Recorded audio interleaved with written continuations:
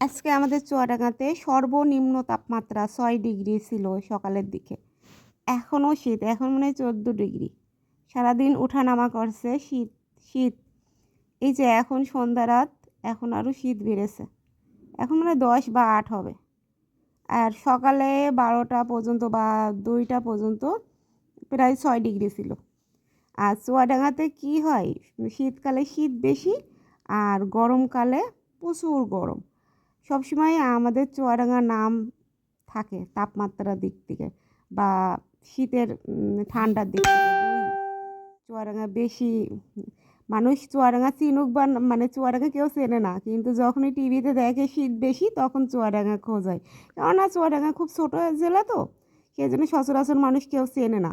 কিন্তু ওই যে টিভিতে দেখায় যখন শীত বেশি হয় বা গরমের সময় গরম পড়ে বেশি, তখন কেউ যদি আমার সাথে কথা বলে, যদি বলি চুয়াডাঙ্গা, ওই ওখানে